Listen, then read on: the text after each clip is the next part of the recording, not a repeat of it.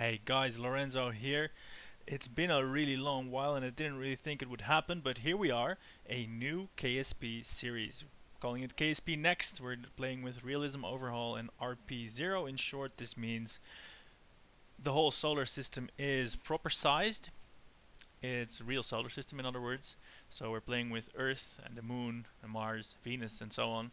And RP0 means the whole realistic progression back. So we've got sounding rockets, we've got Russian RD-103 engines, and so on and so forth. Another thing I'm changing is we're going to put some production value in it here. Have a look at the Earth. Basically what I mean is I will record the footage and then talk over it later so I can jump cut and edit everything more properly. So after seeing here the proper real solar system, wonder at it and marvel. We'll have a quick look at the tech tree, which you can see is a lot more complex than the stock tech tree. We will revisit that later once we actually get some science to do this. And here in the vehicle assembly building we can build our rockets. Now even at progression point 0, at the beginning of the game you get lots and lots of parts. And what I really like about realistic progression 0 and realism overhaul are the procedural parts. This means you can make tanks and decide on their dimensions and contents, which really makes you feel like a rocket designer rather than a Lego builder. So the first thing we're going to do is try and get a rocket off the pad. And I say rocket, it's going to be more like a missile. We're going to use the Aerobee engine, which was actually used shortly after the Second World War for rockets just like these, the sounding rockets. You can see me finicking about with the procedural tanks and stuff, but let's move on to the launch pad, where I fiddle with the available buttons and discover one button that you really shouldn't press, the range safety button. That will explode the rocket, as you can see. Alright, let's try that again. Fingers away from the self-destruct button. And there we go. The reason I'm putting it on the booster is to make sure the engine can ignite. I will explain a little bit more later. What we're seeing here is a rocket that has no stabilizer fins, and this causes the center of pressure to be behind or in front of the center of mass. Wait, it's gonna be in front. The center of pressure is in front of the center of mass, and that's why it's not stable. And because it's plummeting down, I'm going to hit the range safety button again to protect the range. Hey, see, that experience was useful. Right, next up with fins, some stabilization. Let's try this a third time. And the reason I put the small booster underneath is that a real progression, a realistic progression or realism overhaul, it's a package of 44 mods. So one of these mods does it.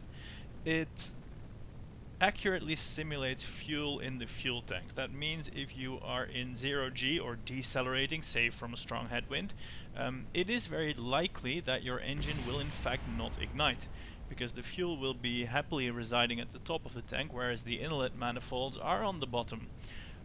Other such niceties, as you can see here in the screen now, engines that are not restartable or indeed throttleable.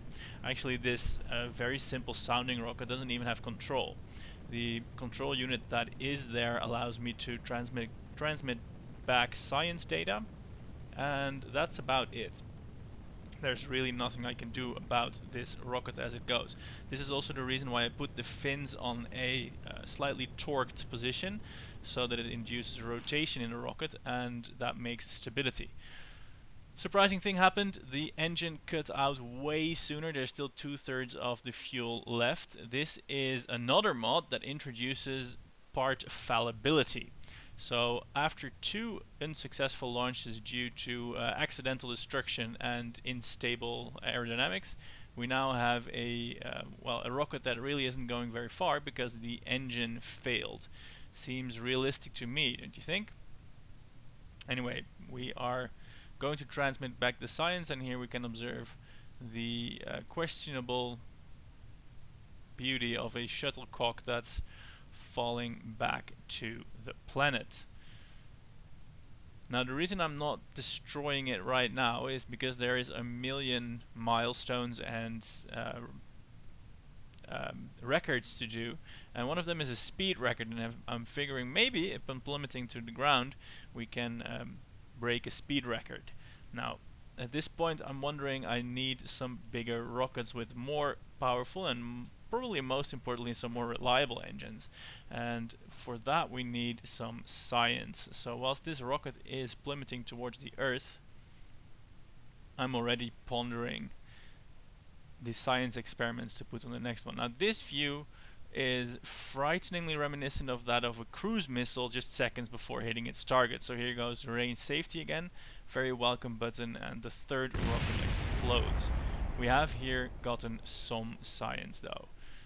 Alright, so next up, the same idea basically. We're still hoping for some reliability so that, hey, the rocket goes higher and we make some altitude records. But the inclusion of science payloads will make the gathering of science data pretty much a given. Now the thing about the reliability mod is that engines, they have like a base reliability value, and it will not surprise you that this Aerobee engine has a very low score in that regard. But the more often you fly an engine, the more reliable it becomes. So there's like a incentive to use the same engine multiple times. That said, what you start with in this realistic progression game is basically this Aerobee, and the rest is propeller engines or very basic jet engines. And of course that's not gonna fly, that's not gonna take us into space. I've not been showing a lot of the contracts and the R&D so far because, well, let's face it, you've seen this a million times. It's the contracts for getting to so and so many kilometers and so many meters per second. Once we start getting challenging contracts that may warrant an entire episode, I will for sure display them. But for now, here, the rocket just flamed out again. Didn't even get through half of its fuel. But as I said, we do have the science. So let's see what we can do with that.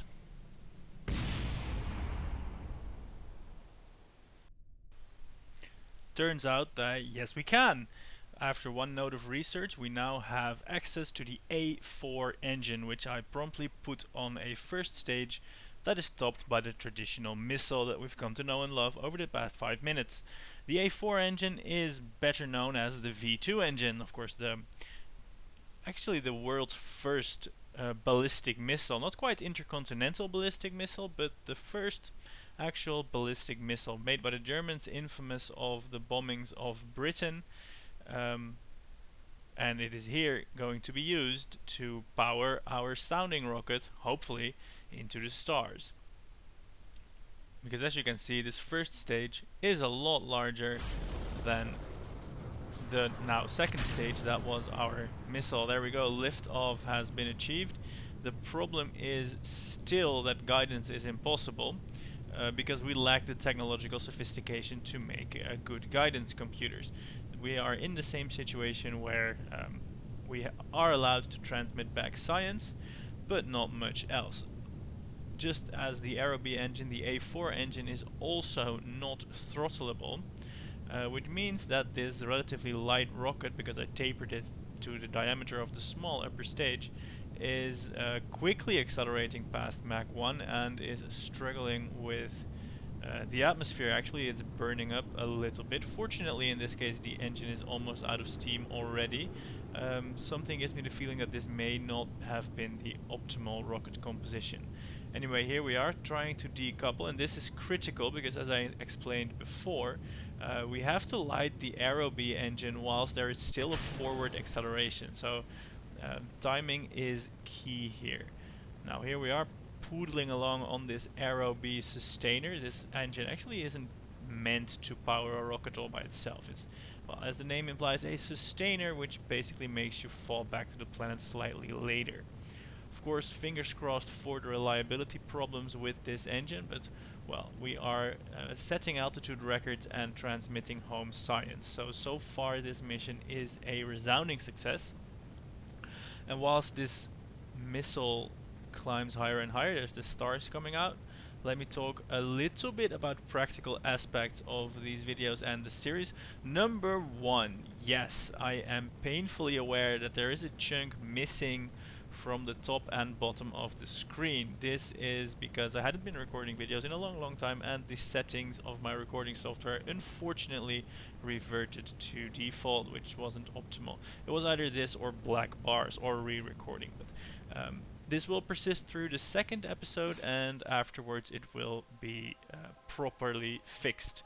The only real thing you're missing is the altitude, and I can tell you we're in space. Also, the engine has failed, as we can see from the resource bar, less than halfway to its destination. This actually incorporates quite a nice element into rocket design. So yes, you can make the upper stage as big as it can reasonably be, but if you make it lighter and have it have a shorter burn time, the first stage will get it farther, and because the engine won't fail before the fuels run out, you actually end up with a higher altitude. We will discover more perils of reliability in the future. Speaking of the future and concretely about next episodes, I've got the footage recorded for the next one, but this new fast short video format does take some editing time, so the frequency will by necessity be rather low. I'm really curious what you think about doing things this way. I hope you like it. The videos will be between 10 and 15 minutes. That's what I'm gonna aim for anyway. And well, hopefully that is a fresh breeze into the world of KSP videos. One more tidbit to share with you. I was browsing my analytics display on the YouTube channel, which has fallen into a little bit of disrepair. To be honest, I haven't been maintaining it at all. But what I found was that 3.2% of all viewers came to the video by Googling Lorenzo KSP. That means some of you guys, you know who you are, have Googled me. And that's the main reason there's a resurgence in videos, because yeah, that's awesome. Also, I still want to be immortal through millions of hours of video. In case I die, I can still speak into the world forever as long as YouTube exists. Anyway, this was episode 1 of KSP Next with sounding rockets. Check back the next episode where we will be making more and bigger sounding rockets to hopefully achieve some illustrious goal. I've heard there's a extrasolar star out there somewhere. We may get to it in another 4 million episodes. Anyway, this rocket is going to continue on, plummet to the ground. The science has been achieved. There's no need in watching the last explosion of this series. Thank you so much for watching. I'm Lorenzo. Let me know what you think about this new way of doing things. I'm now going to start repeating myself, so I'll shut up and see you next time. Goodbye.